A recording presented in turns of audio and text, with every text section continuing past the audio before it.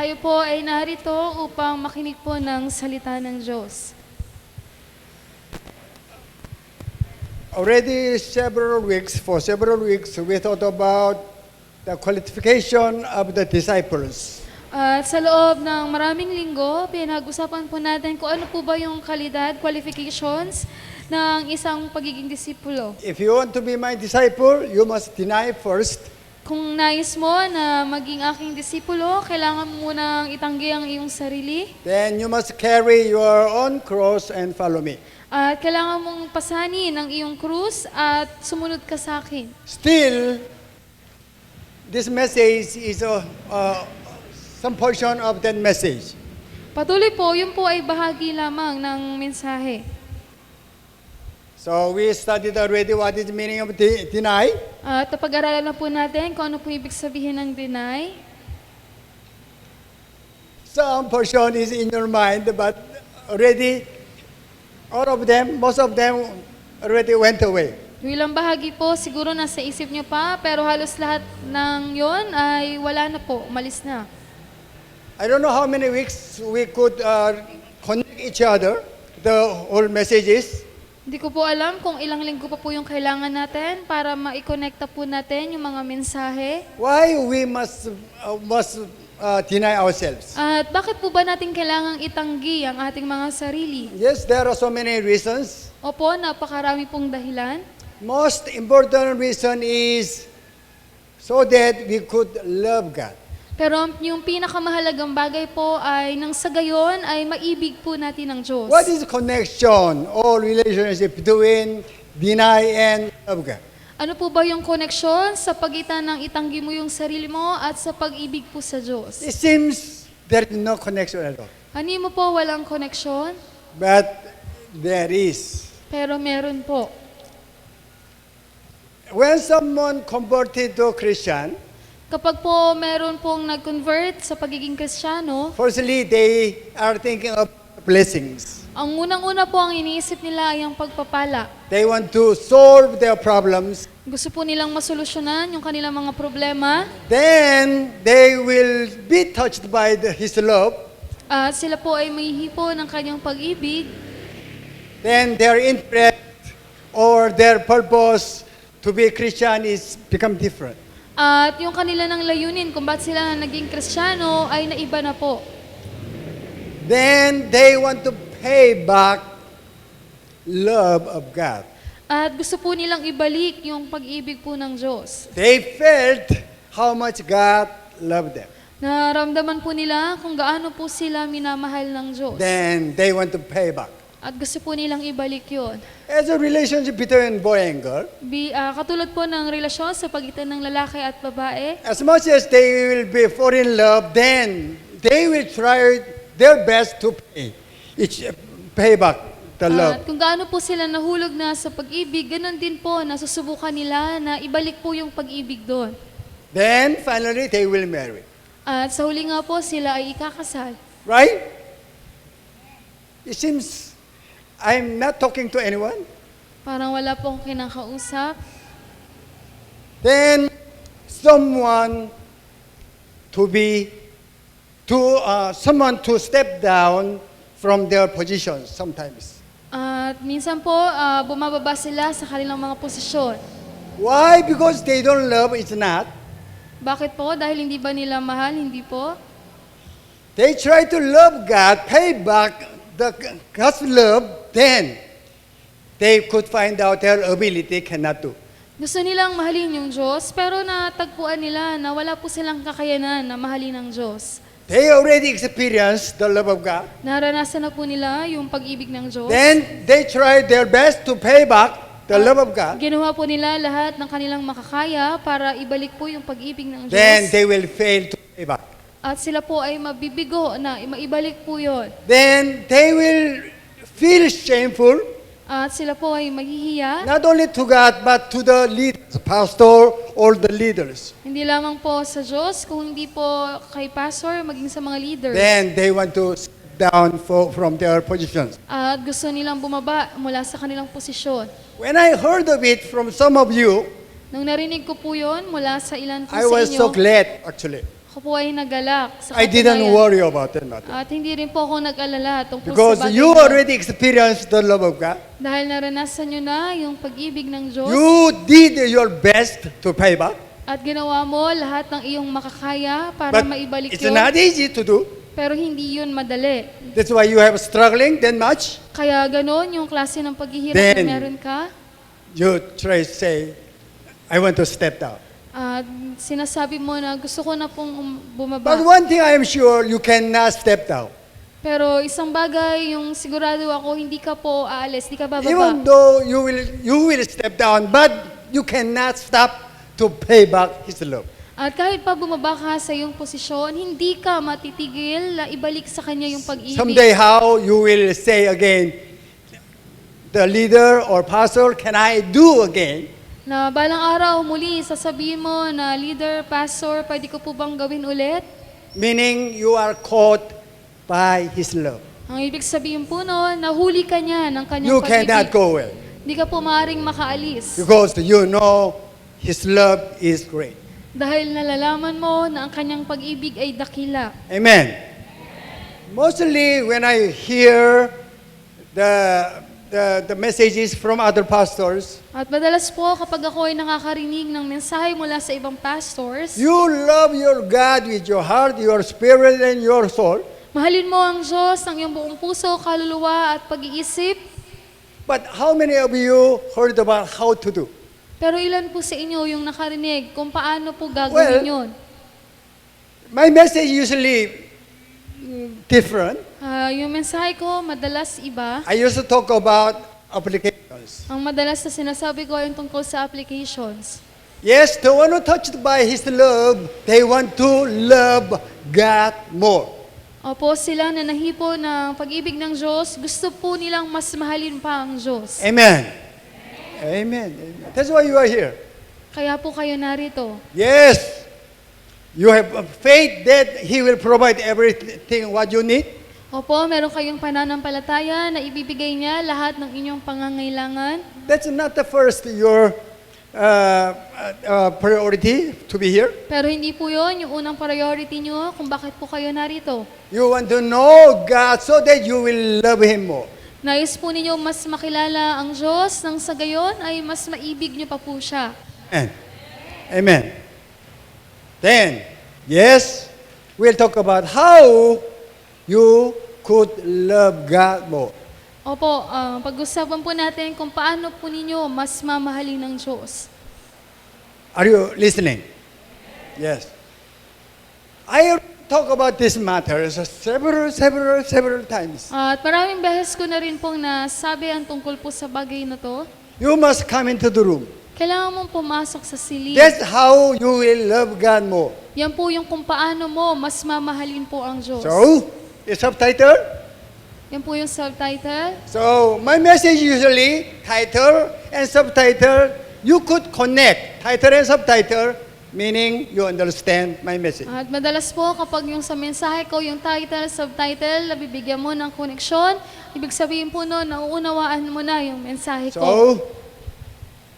there is another subtitle for today. Meron pa pong isang subtitle ngayong araw. Okay, sorry. Find out more sins. Makakita, makahanap pa ng mas madami pang kasalanan. We have commandment from God. Meron po tayong utos mula sa Diyos. When we think about commandment, we feel it's so heavy. Kapag po naiisip natin yung tungkol sa kautusan, nararamdaman po natin na mabigat. Because commandment will say, you must do that. Dahil yung mga kautusan ay nagsasabi na kailangan mo tong gawin. Even though you are doing well, somebody will tell you, you must do your best. Oops, you will feel heaviness. Kahit pa maayos na yung ginagawa mo, tapos may magsasabi sa'yo, gawin mo pa yung pinaka-best mo. Makakaramdam ka ng kabigatan. But 1 John chapter 5 verse 3 says, the old commandment is not heavy. Pero sinasabi sa 1 John chapter 5 verse 3 na yung lahat ng kautusan, How? hindi yan mabigat. How old commandment will be light? Paano po ba yung mga kautusan ay magiging magaan? Because even Jesus said, my yoke, my burden is easy and light. Maging po si Jesus, sinabi niya na aking pamatok ay magaan, ang aking pasanin ay madali lamang. Then this first and second great the commandment must be light and easy.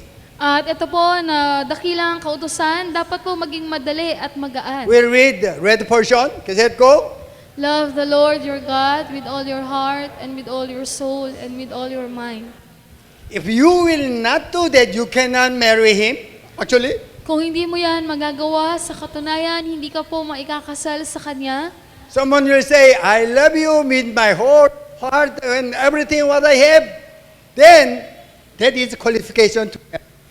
Kapag may nagsabi sa'yo na minamahal kita ng aking buong puso, yun na po yung qualification para mapakasal ka sa Kanya. This is what the bride must be prepared for themselves to marry Jesus. Ito po yung dapat maihanda ng mga bride upang maikasal po sila kay Jesus. So, our goal for our whole life is we have to love Him with what?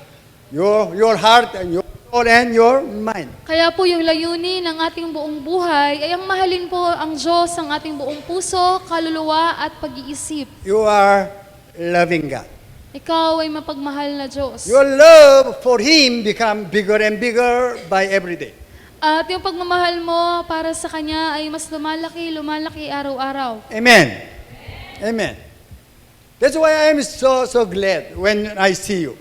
Kaya ako po ay nagagalak sa tuwing nakikita Not ko only kayo. your physical body growing, but also I know your love for Him is growing also.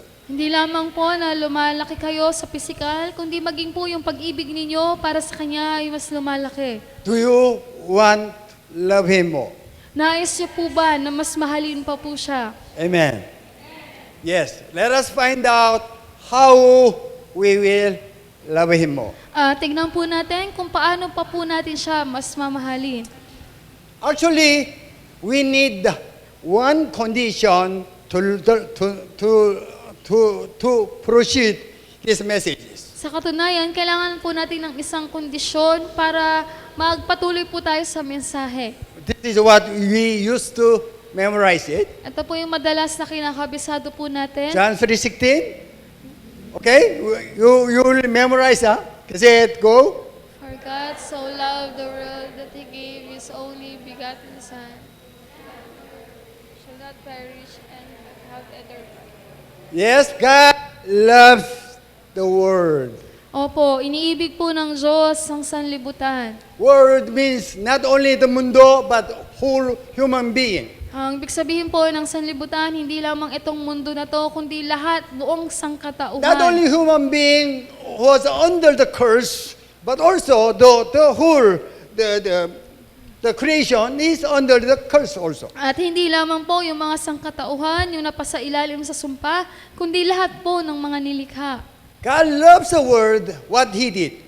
No, minahal po, iniibig po ng Diyos ang sanlibutan. Ano po yung ginawa niya? He gave His only Son. Ibinigay po niya ang kanyang nag-iisang What anak. Son did? Ano po yung ginawa ng kanyang anak? He died on the cross. Siya po ay namatay sa krus. For what? Para po saan? For what? Forgive our sins. Para po sa kapatawaran ng ating mga kasalanan. So we could make John 3:16 in this way. At maaari natin gawin yung sa gantong paraan yung John 3:16. God loves the world. Ang Diyos, minamahal niya ang mundo. God gave His only begotten Son Ang Diyos, ibinigay niya ang kanyang nag-iisang anak to die on the cross upang mamatay sa krus, to forgive all sins of humans. upang patawarin, mapatawad lahat ng kasalanan ng tao. That's expression of His love. Yun po yung pagpapakita ng kanyang pag-ibig. Other word, the forgiveness connected what? Love. Sa ibang salita, yung kapatawaran ay may connection po sa We'll read pag-ibig. it again. Romans chapter 5:8. Can it go? But God demonstrates His own love for us in this. He demonstrated His love. Ipinakita po niya yung kanyang pag-ibig. He made a picket And I love you, I love you, I love you. Meaning demonstration. Parang gumawa po siya ng banner at pinapakita niya na mahal kita, mahal kita, mahal kita. What we call it, rally even. Ano pong tawag doon? Para siyang nagrarally. Rally means they want to show their opinions to the others. Pag nagrarally po, ibig sabihin nung gusto mong ipakita yung opinion mo doon sa iba. Other word, we call it demonstration. Sa ibang salita, yun po yung demonstration. So, God demonstrated, don't you know I love you? Don't you know I love you? This is the way how I love you. At ang Diyos, ipinakita po niya, hindi mo ba nalalaman na mahal kita? Hindi mo ba nalalaman na mahal kita? Yun po niya, kung gaano po niya tayo Then, kamahal. While we were still sinners, Jesus died for us. Nung tayo ay mga makasalanan pa, si Jesus ay namatay na How para sa God atin. loves how God expressed His love. Paano po ipinakita ng Diyos ang kanyang pag-ibig? I love you, that's why I forgive you. Minamahal kita, kaya pinapatawad kita. Amen. So when we hear the forgiveness of God, we could say, you love me. At kapag narinig natin yung kapatawaran ng Diyos, maaari nating masabi, minamahal mo ko. So this is what we call it, forgiveness. Ito po yung tinatawag natin na kapatawaran. So we could change forgiveness is, At maaari nating palitan na yung kapatawaran na yan na yung pag-ibig. and so forgiveness is love. We could exchange each other, then we could proceed these messages. Yung kapatawaran na yung pag-ibig, pwede nating pagpalitin. At makakapagpatuloy na po tayo sa mensahe. Remember, love could be in other word is forgiveness. Alalahanin niyo po na ang pag-ibig, maaaring sa ibang salita, yun rin po ay kapatawaran. So I made one story. I just took some ideas from Bible. Gumawa po ko ng kwento at nanggaling din yun sa mga kwento sa Okay, we'll Biblia. see. Okay, we'll read it. Kasi it go. Jesus answered him, Simon, I have something to tell you. Tell me, teacher, he said. 2 patients came to the doctor. One was cancer patient and the other was cough. Neither of them had the money to pay him back, so he forgave the debts of both. Now, which of them will thank him more? Simon replied, I suppose the one who had the bigger debt forgiven. You have judged correctly, Jesus said. So easy to understand. Which one the hospital bill become bigger? Cancer will be cured or cough lang? Sino po yung mayroong mas malaking mababayaran? Yung may cancer o yung may ubo lang? Dapat cancer. Yung may cancer. Both of them, no money. Parehas sila, wala silang pera. So doctor canceled their payment. Pero yung doktor, hindi na sila pinagbayad, pinatawad na sila. Then the question is, who will thank more among two? At yung tanong, sino sa kanila yung mas magpapasalamat? Then the answer of Peter, what? The one who, what? Had bigger debt forgiven. At ang sagot po ni Simon ay yung may pinakamalaking utang. Okay? This is actually almost same story in Luke. Sa katunayan, halos para sa kwento din po yan sa Luke. Okay, we'll read it. Does it go? Jesus answered him, Simon, I have something to tell you. Tell me, teacher, he said. 2 people owed money to a certain moneylender. One owed him 500 denarii and the other 50. Neither of them had the money to pay him back. So he forgave the debts of both. Now, which of them will love him more? Simon replied, I suppose the one who had the bigger debt forgiven. You have judged correctly, Jesus said. So, you understood it. Ngayon po, naunawaan niyo na. The verse 42, there are inside the thank and love, which one is the right from the Bible?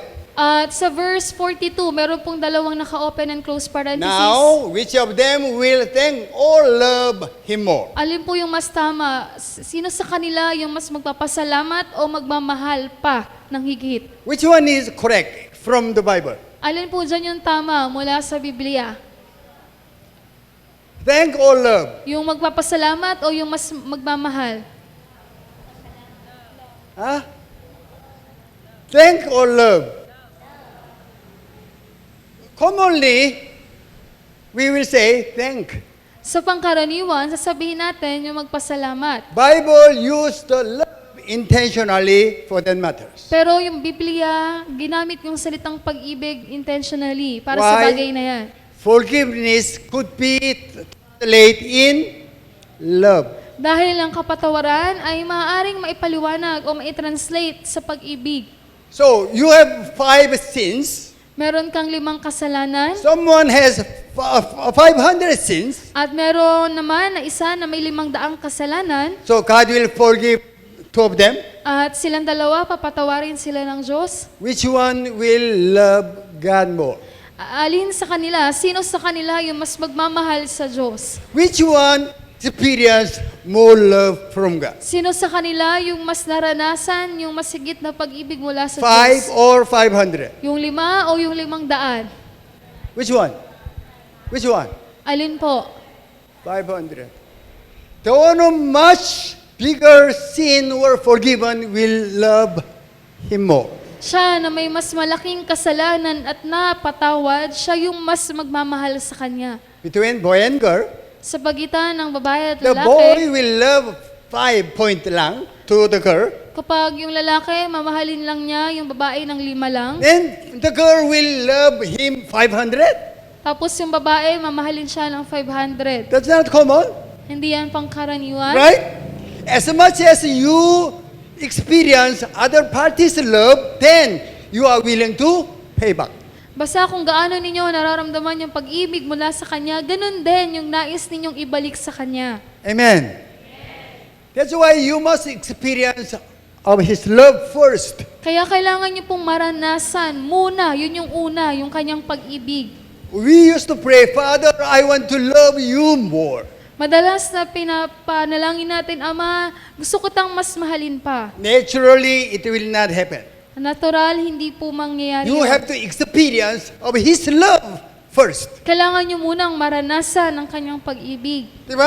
The girl didn't experience the love of boy, yet why girl try to pay or love the boy more? Kung yung babae, hindi naman niya naranasan yung pag-ibig mula sa lalaki, bakit sinusubukan niyang ibalik yung pag-ibig sa kanya? First, you have to experience other parties' love. Una, kailangan nyo munang maranasan yung pag-ibig mula sa iba. Then you are willing to pay back. At ikaw ay may kusang loob na ibalik din yun sa kanya. That's why when you love, as you pray, Father, I want to love you more, then you have to change your prayer. Kaya kung kayo po ay nananalangin na, Ama, gusto ko pong mas mahalin ka, kailangan nyo pong baguhin yung panalangin nyo na. How will you change your prayer? Paano po ninyo papalitan o babaguhin yung iyong panalangin? Father, let me experience of your love first. Ama, hayaan mo na maranasan ko muna ang iyong pag-ibig. Amen.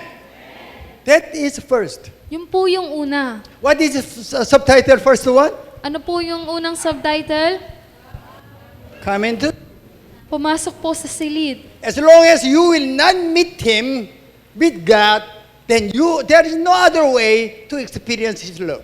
Kung hindi po ninyo kakatagpuin ng Diyos, wala pong ibang paraan upang maranasan po ang kanyang pag-ibig. That's why God all the time asks us, you come into the room. Kaya palagi po sinasabi sa atin ng Diyos, ikaw, pumasok ka sa silid. You have no source in you to love me, nothing.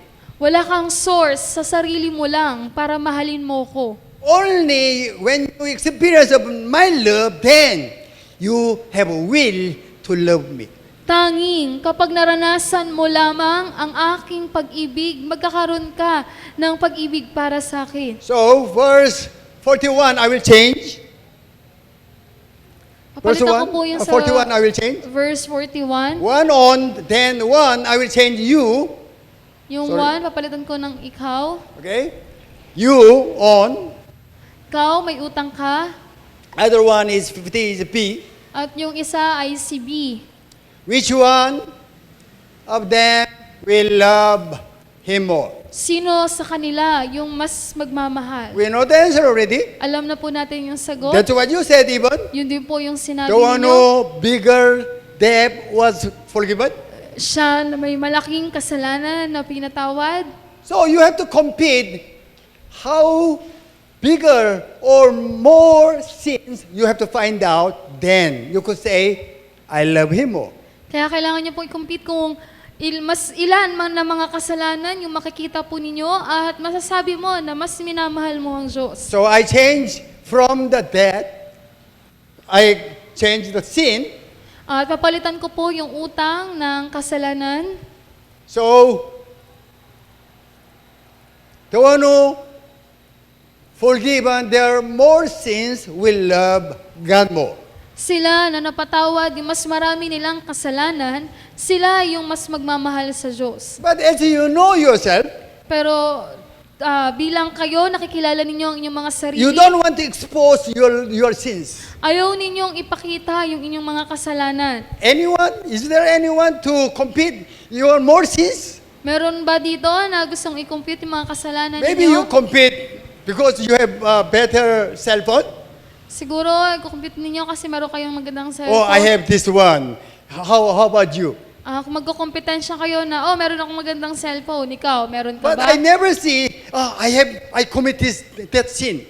Pero wala ako pa akong nakita na nag-compete na, eto, nagawa ko tong kasalanan na to. Did you commit that sin also? Nagawa mo rin ba yung kasalanan na yan? Nobody wants to compete about their sins. Wala pong gusto na makipagkompetensya tungkol sa kasalanan nila. Sin makes you shameful. Dahil yung kasalanan po ay ginagawa na mahiya po kayo.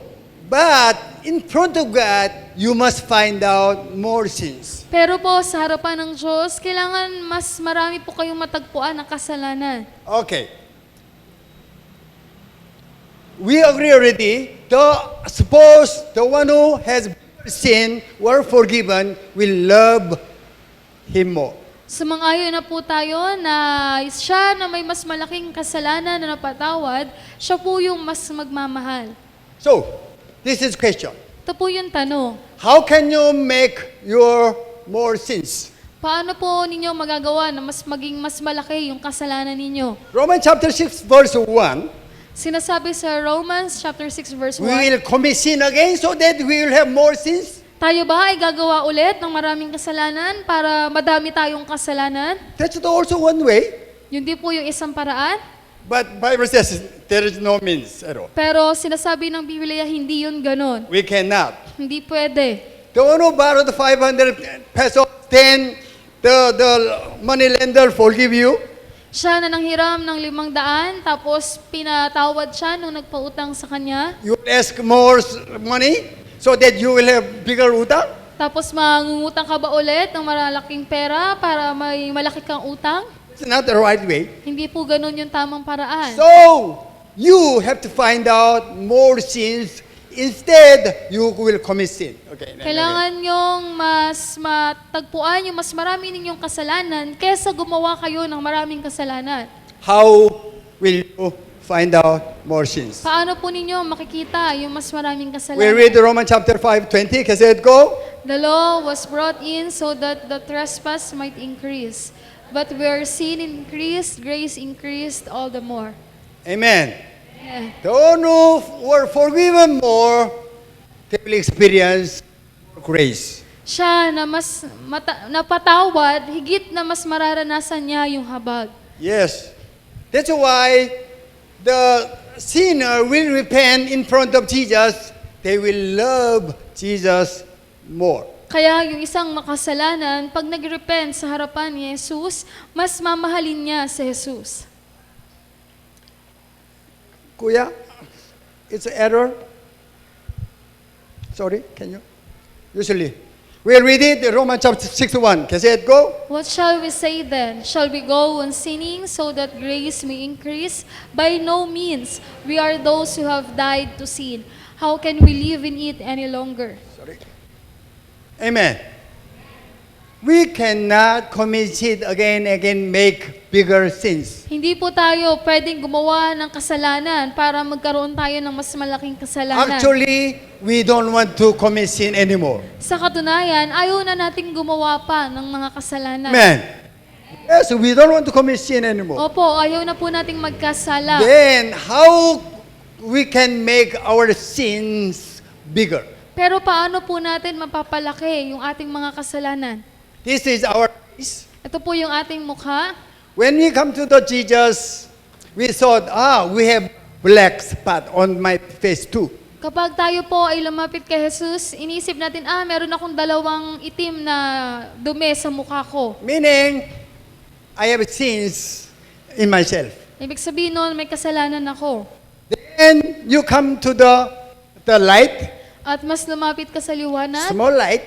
maliit lang na liwanag, Then you could find out another spot at meron ka bang ulit nakita na isa pang dumi because of a light. dahil dun sa liwanag. Then light become bigger. At yung liwanag na yun, mas lumaki. What will happen to your face? Ano pong mangyayari sa mukha mo? You will see more spots. May makikita ka na mas maraming dumi. As long as you know God, you will know more sins. Kung gaano po ninyo nakikilala ang Diyos, ganun din po ninyo malalaman na meron kang ganong karaming kasalanan. So, become bigger. Meaning, become bigger light. Meaning, you encounter God more. Mas malaki yung liwanag, ibig sabihin, mas nakakatagpo mo na po ang Diyos. You thought, I am maganda. Iniisip mo na maganda ako. I am good person. Ako ay isang mabuting tao. Only I have two sins. Meron lang akong dalawang dumi, dalawa lang yung kasalanan ko. But as long as you come to God, nearer and nearer, meaning bigger light, Subalit hanggat mas lumalapit ka ng mas lumalapit sa Diyos, ibig sabihin nun, mas lumalaki yung liwanag, your sins will be exposed. mas makikita yung kasalanan So mo. bigger light. Mas malaking liwanag, You find out more sins. at Thank you. may makikita kang mas maraming kasalanan. When you come, even though your sins will be exposed, why you try to come in to the light more? At kahit pa na ipapakita yung kasalanan mo, bakit pa sinusubukan mo pa rin na mas lumapit sa liwanag? As long as we expose our sins, we will become more shameful. Dahil kung basta na ipakita yung ating mga kasalanan, mas lalo tayong mahihiya. Right? Then, why, even though you will find out your more sins, yet, why you try to find out more sins? Pero bakit pa na kahit mas marami kang makikitang kasalanan, ba't palagi sinusubukan mo pa rin na mas makakita ng mas maraming kasalanan? You know, even you find out more sins already, that more sins even forgiven. Dahil nalalaman mo na kahit mas marami ka pang nakikitang kasalanan, yung mga kasalanan na yon ay napatawad na. I am unworthy to be loved, yet, God loves me up to that point even. Hindi ako karapat-dapat na mahalin, pero minamahal ako ng Diyos hanggang sa pagkakataon na yon. Other word, your utang become bigger. Sa ibang salita, yung utang po ninyo mas lumalaki. Yet you will know that even bigger utang, already forgiven. Pero nalalaman mo rin na yung malaking utang na yon ay napatawad na. Then meaning you experience His love more, as much of bigger sins. Ang ibig sabihin po no, naranasan mo na rin ng mas higit pa yung pag-ibig ng Diyos kung gaano po kalaki yung kasalanan mo. Then come to the room. Okay. At kayo ay papasok muli sa silid, Bigger light. mas malaki yung liwanag. So what will happen to your face? Ano pong mangyayari sa iyong mukha? Of course, you will find out more spots. Siyempre po, mas marami kang makikitang dumi. Then you will see your ugliness. At makikita mo yung kapangitan mo. Yeah, you will find out your disabled. At makikita mo na ikaw ay may kapansanan. Then you are sure you will experience you are already forgiven, and you are loved by God. Pero ikaw, mararanasan mo na ikaw ay sigurado at mararanasan mo na ikaw ay pinatawad at inibig. That's why how you will experience His love only one way, to find out more sins. Kaya kung paano po ninyo mas mararanasan ang kanyang pag-ibig, tanging isang paraan lamang ay makakita ng mas maraming If you will kasalanan. not meet God, you will not find out any sins in you. Kung di po ninyo kakatagpuin ng Diyos, wala po kayong matatagpuan ng mga kasalanan sa inyo. Then, we, children of God, is willing to find out more sins. At tayo po ng mga anak ng Diyos ay may kusang loob na mas makakita ng mas maraming That's why kasalanan. all the time, I repeat and repeat again, and preach you again and again, come to me. Kaya Jesus palagi po, paulit-ulit na sinasabi ko po sa inyo, lumapit kayo So, kay Jesus. bigger light, more sins. Mas malaki yung liwanag, mas maraming kasalanan. Bigger light, Malaking what is the result? po yung malaking liwanag, ano po resulta nun? If you boys, lady, just like so many spots on the face, will you love her? Kayo na mga lalaki, kung ang isang babae maraming dumi sa mukha, mas mamahalin niyo pa po ba siya? Even the girl herself will hide herself. Kahit pa yung mismong babae, itatago niya yung sarili niya. Then, even though you have so many spots on your face, then the boy will love you, give up his life for you, then what will you say? Pero kahit pa ikaw ay maraming dumi sa iyong mukha, pero yung lalaki mas mamahalin ka at ibibigay pa yung buhay para sa iyo, ano pong masasabi mo? You have to come to the room. Kailangan po ninyong pumasok sa silid. You have to pray and the Bible and even devotions. Kailangan niyo pong manalangin, magbasa ng Biblia at maging mag-devotion. That's for anyone. That's not for you. Hindi po yan para kanino, kundi yan po ay para sa iyo. Okay, we read John 3:19. Kasi ko. This is the verdict. Light has come into the world, but people love darkness instead of light because their deeds were evil. Everyone who does evil hates the light and will not come into the light for fear that their deeds will be exposed. That's what we Yan po tayo. don't want to expose our sins. Ayaw po nating maipakita yung ating mga kasalanan. Other word, you will never let anyone know your sins. Sa ibang salita, ayaw mo na malaman nino man yung tungkol sa iyong kasalanan. Even me, I don't want to let you know my sins. Kahit po ako, ayaw ko pong malaman ninyo yung mga kasalanan ko. That's the nature or instinct of human. Yan po yung nature, yan po yung instinct ng isang tao. That's why Jesus came on the earth. Kaya si Jesus ay naparito sa sanlibutan. So He's the light. Siya po yung liwanag, yung ilaw. People that want to come to Him, Ayaw ng tao na lumapit sa Kanya. why they hate the light. Bakit po? Dahil galit sila sa liwanag o Other ilaw. word, they don't want to be judged by the light. Sa ibang salita, ayaw nilang mahatulan ng ilaw. Right? But we must be opposite. Pero tayo, dapat po maging kabaliktaran. Amen. That's what we hunger for. Yun po yung gutom po tayo. So you, as much as you find out your more sins, then much you experience His love. Kung gaano po na makakita kayo ng inyong kasalanan, ganun din po na mararanasan po ninyo yung kanyang pag-ibig. Then much you will deny yourself. At ganun din po, kadami yung maitatanggi ninyo, yung inyong sarili. Because you cannot say about goodness of yourself to the others, nothing. Dahil wala ka nang masasabi na anumang kabutihan patungkol sa iyong sarili sa iba, wala na po. Kanina we saw the lady. Kanina, nakita natin yung babae. She can talk about the beauty. Hindi siya maaring magsabi tungkol sa kagandahan. She cannot. Hindi po niya kayang masabi. Anyway, everyone who does evil hates the light. Lahat ng gumagawa ng kasamaan, galit po sa liwanag. Why they don't come to the light? Bakit ayaw nilang pumunta sa liwanag?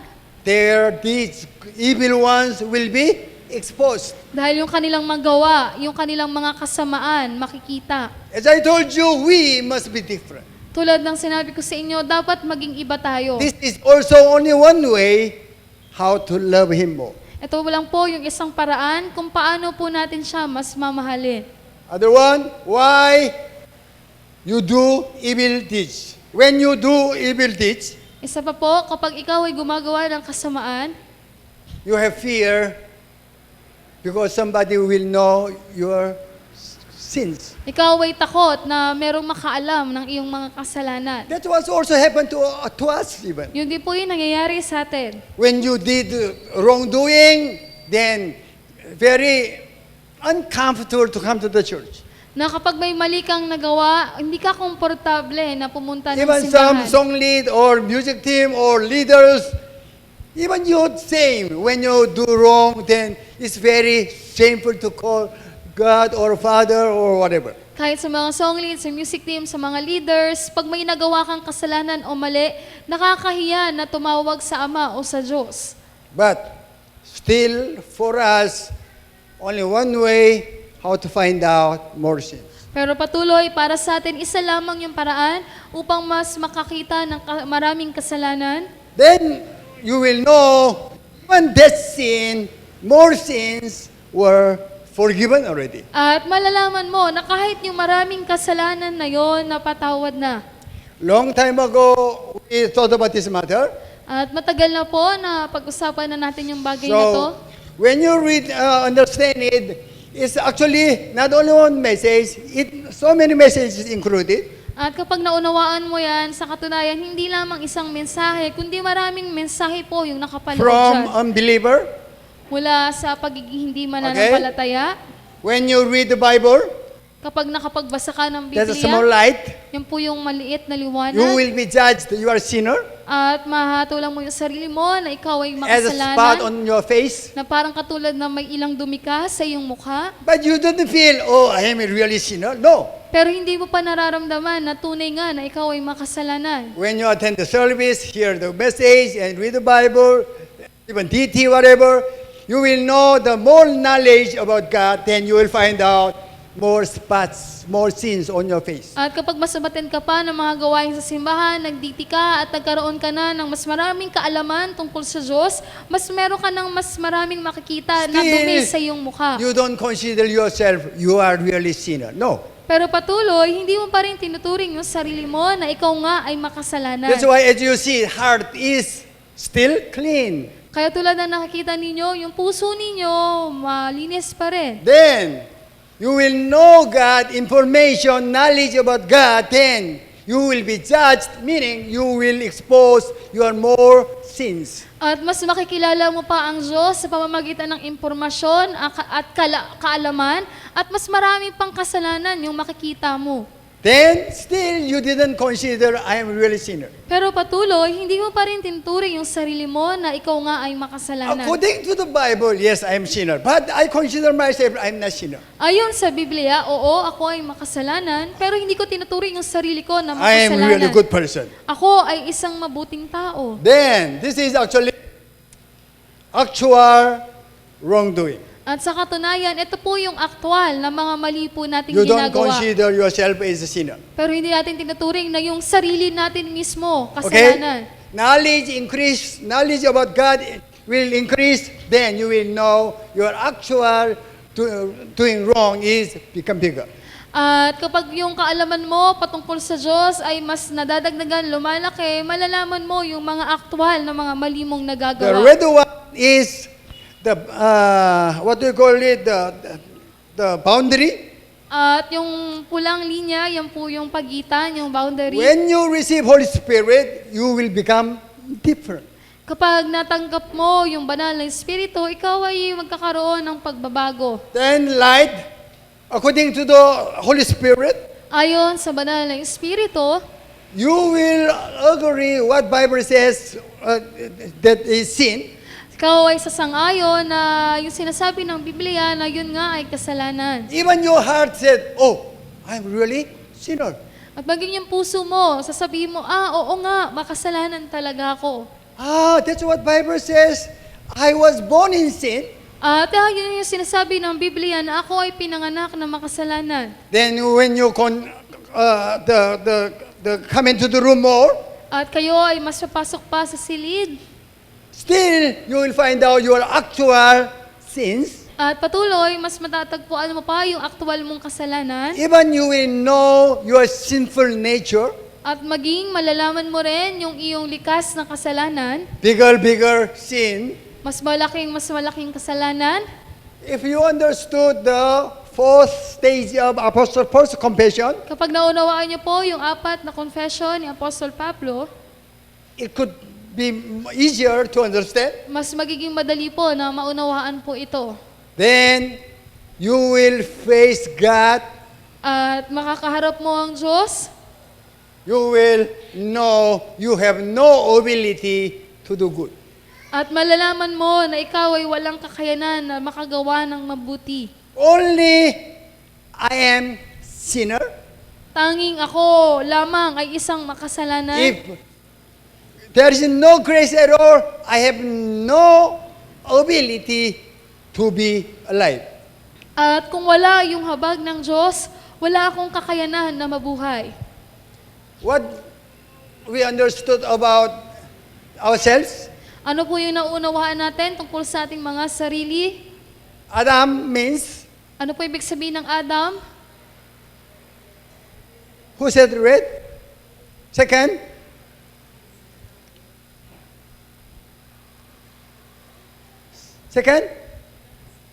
third, Yung pangatlo po. first red, Una po, red, dust, dust, sin. at kasalanan mismo. We are sin. Tayo po ay kasalanan mismo. Then fourth stage.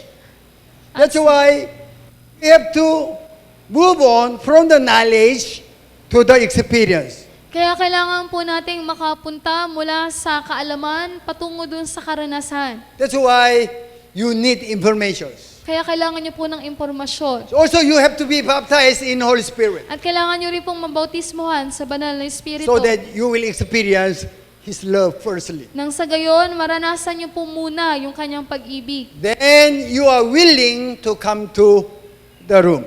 At ikaw ay magkakaroon ng kusang loob na pumasok sa silid. Yeah, usually, we failed. At madalas po, nabibigo po tayo. Then leaders is one urge you to do.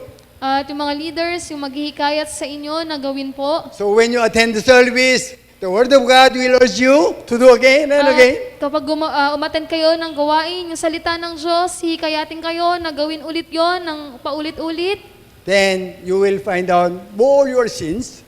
At mas makikita mo yung mas marami mong kasalanan. Then we are sure, you are sure too, that sin also were forgiven. At ikaw ay may kasiguraduhan na maging yung kasalanan na yon ay napatawad na. That's what we call growing.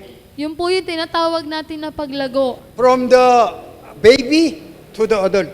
Mula sa pagiging sanggol hanggang sa ikaw ay tumanda In na. other words, we call it closer and Right. brighter. At sa ibang salita, tinatawag natin yun na mas malapit, mas maliwanag. So, as much as a bigger light, you could find out even very small spot on your face.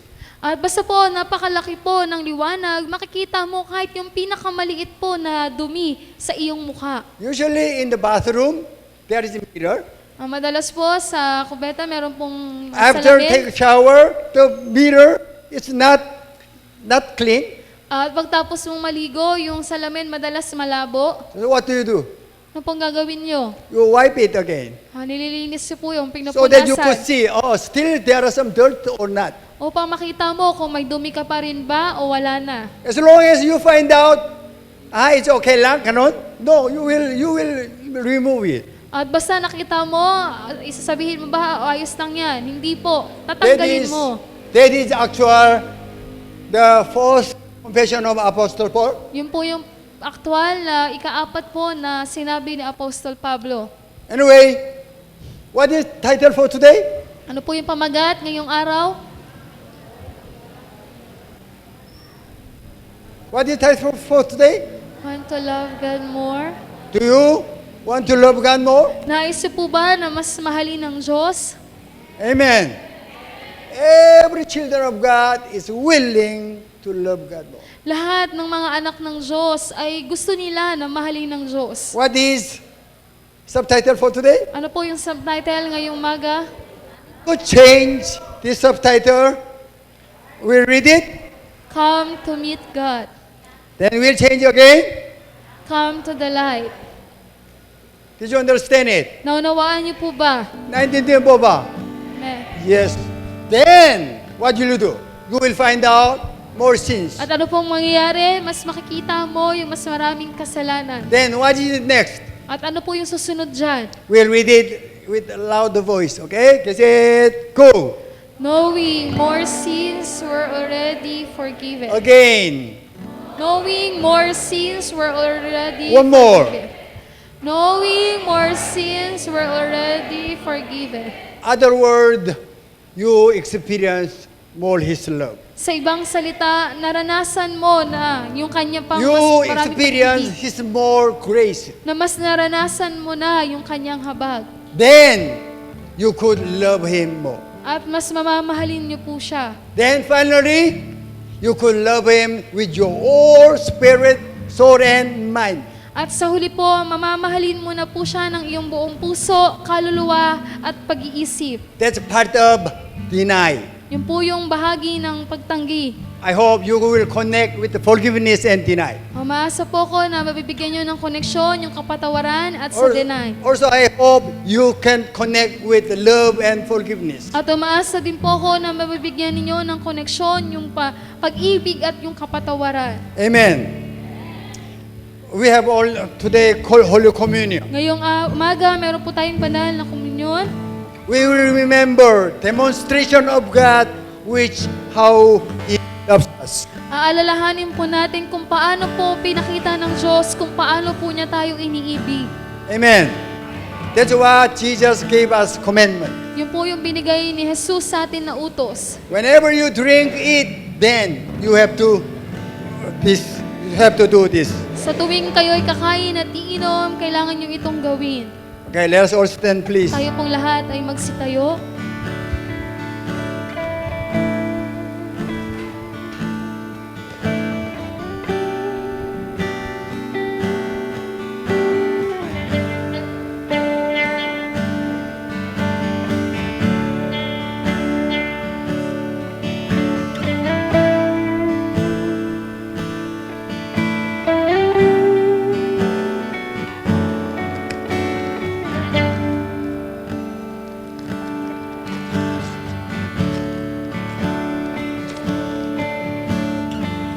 Before Jesus was caught, Bago po mahuli si Jesus, He had dinner with His disciples. siya po ay nagkaroon ng huling hapunan kasama ang mga disipulo.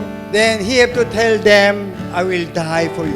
At kailangan niyang sabihin sa kanila na ako ay mamamatay para sa inyo. Also, they need to remember all the time. At kailangan din po nilang alalahanin yun palagi. Then He took the bread. At kinuha niya ang tinapay. He gave thanks to the Father At siya po ay nagpasalamat sa Ama. and break it At pinagpira-piraso. and give it to them. At ibinigay po yun sa kanila. He said, this is my body for you. Sinabi niya, ito ang aking katawan para sa inyo. As the Bible says, Jesus died on the cross for our sins. Katulad ng sinabi sa Biblia, si Jesus ay namatay sa krus para sa ating That's mga what all the kasalanan. time we have to remember. Ayun po yung palagi nating dapat alalahanin. As we ate 3 times a day meal for one day, Katulad kung paano po tayo kumakain ng 3 beses sa isang araw, we have to remember Jesus died for our sins. kailangan po nating alalahanin na si Jesus ay namatay para sa ating mga kasalanan. Behold this bread. Narito po ang tinapay. This is symbol of our body of Christ. Ito po ang simbolo ng katawan ni Kristo.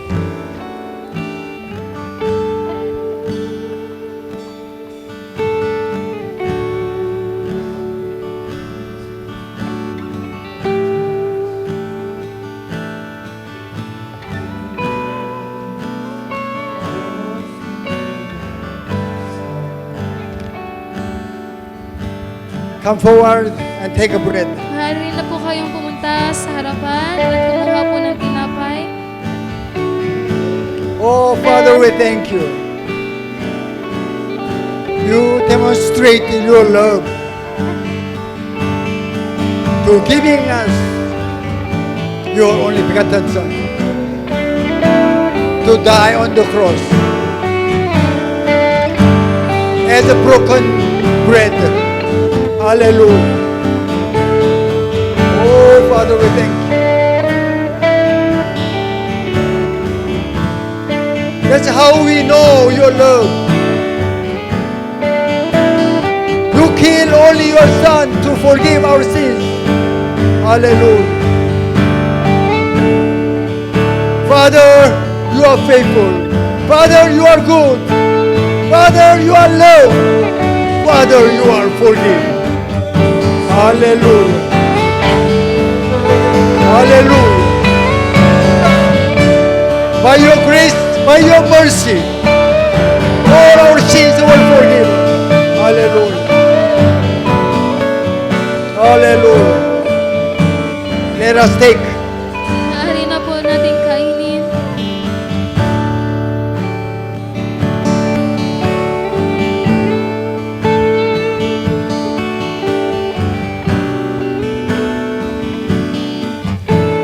In the same way, he took the cup. At ganun din po naman, kinuha niya ang saro. He gave thanks to the Father. Siya po ay nagpasalamat sa Ama. And he said to the disciples, At sinabi niya sa kanyang mga disipulo, this is my covenant with you. ito ang aking tipan para sa inyo. Whenever you drink of it, Sa tuwing iinumin niyo ito, remembrance of me. alalahanin niyo ako. Hallelujah.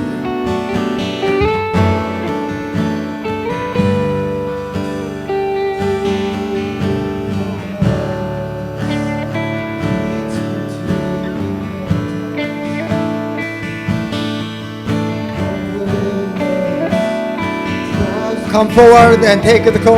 Maaari na po kayong pumunta sa harapan at kumuha. Oh, hallelujah. Without shed blood, there is no forgiveness. Oh, Father. Thank you for your forgiveness. Oh,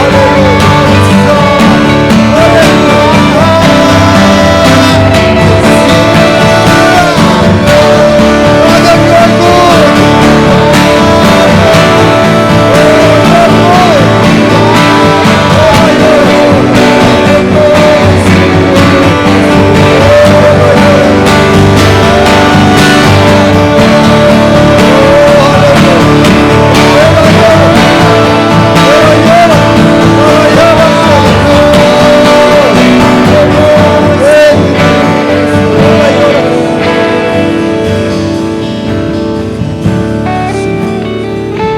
Let us take. Maaari na po nating inumin.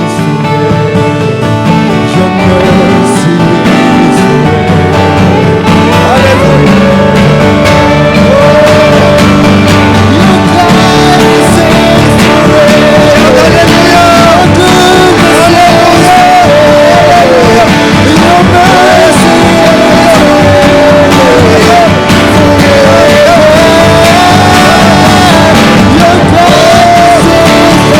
Hallelujah.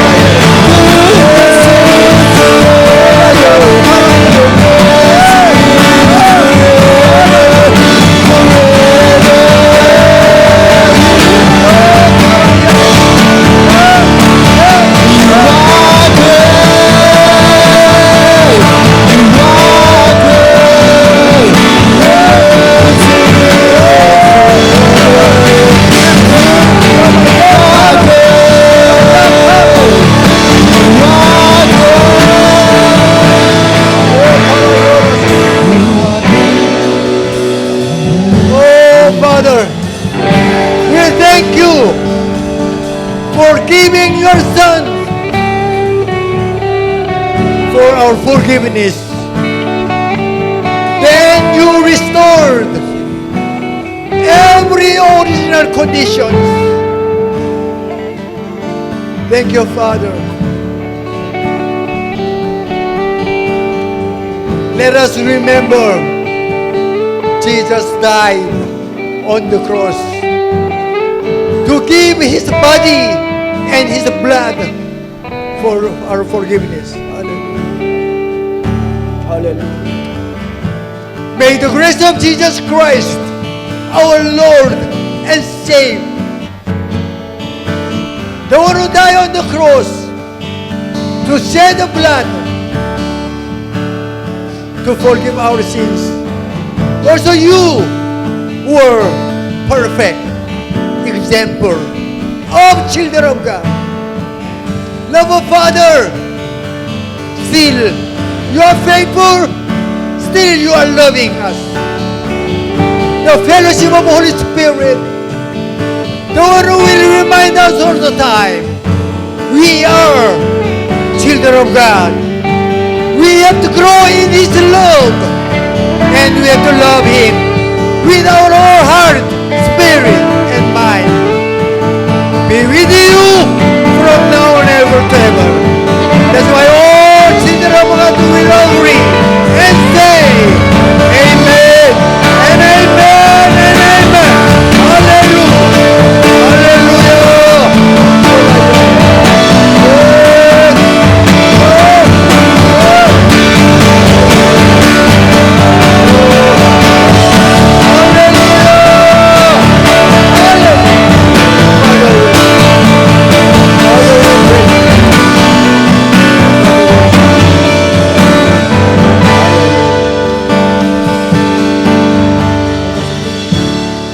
You might be seated for the announcement.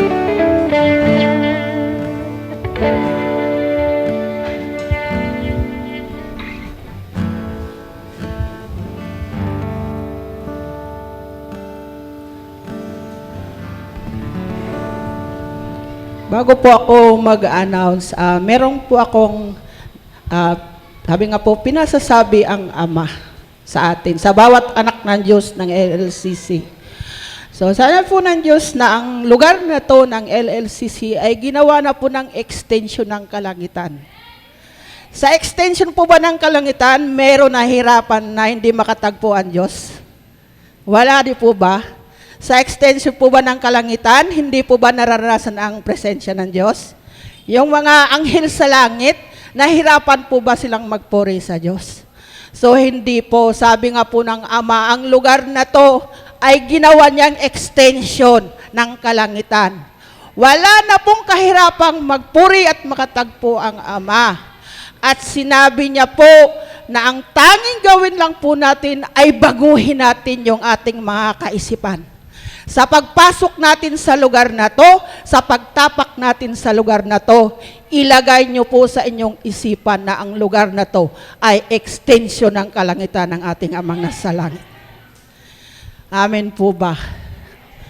Siguro po next week wala na pong mahirapan na makatagpo at makapiling ang Diyos sa bawat linggo. Sige po, announcement po. Lord's Day service po natin, magsisimula po tayo ng alas 8. So patuloy po yung ating pinto, naka-close. So maaga po tayo. Sa panghapaw, kasunod naman po niyan yung ating Lord's Day service. 10:30 po yan yung ating mga apo, yung ating mga anak. 13 pababa, isama po natin dito para hindi lang po tayo yung makaranas, kundi pati sila habang bata pa sila, makikilala po nila ang Diyos. So sa gawain naman po sa hapon, youth fellowship po yan alauna.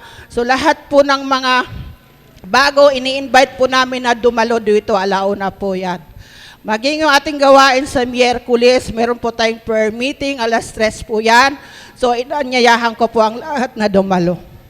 Maging yung ating AJF po, every last Friday, sabi nga po ng Diyos, doon po natin makatagpo ng lubusan ng Ama. So patuloy po yan ating ginagawa every Lord's Day, or every Friday po, ng huling linggo.